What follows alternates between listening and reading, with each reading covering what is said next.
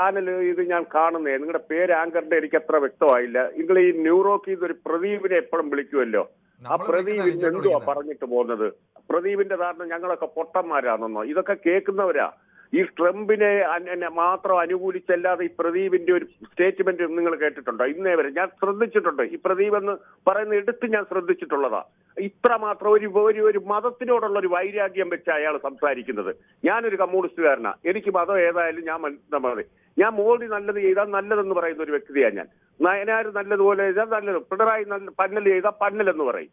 ഇയാൾ എന്തുവായിരുന്നു പറയുന്നത്? ട്രംപ് ഏതാണ്ട് ആനയാ പൂനയാ? എടാ, ഒരു വെനീസ്വല എന്ന് പറയുന്ന ഒരു രാജ്യത്ത് കയറി അവിടുത്തെ പ്രസിഡന്റിന്റെയും പെണ്ണുമ്പിള്ളയും കിടക്കമുറിയിൽ നിന്ന് പിടിച്ചോണ്ട് വന്ന നാണം കെട്ടവന്റെ പേരാ റൊണാൾഡ് ട്രംപ്. എടാ പ്രദീപ്, കേൾക്കുന്നത് അങ്ങനെ എടാന്ന് വിളിച്ച് പറയുന്നത് ശരിയല്ല. നിങ്ങൾ പ്രദീപ് എന്ന് വിളിച്ചിട്ട് വേണമെങ്കിൽ പറഞ്ഞോളൂ, പക്ഷെ അങ്ങനെ ഒരാളെ എടാ എന്ന് വിളിക്കുന്നത് ശരി. കഥയോദിക്കുന്നത് ഈ ട്രംപിനെ ഇത്ര പുകഴ്ത്തുന്നത് നിങ്ങളെ കണ്ടല്ലേ? ഒരു ജനാധിപത്യ രാജ്യത്ത് എന്ന് ഒരു പ്രസിഡന്റിന്റെ പെണ്ണും പിള്ളയും പിടിച്ചോണ്ടിച്ച് വരിക, ഇതാണോ ജനാധിപത്യം?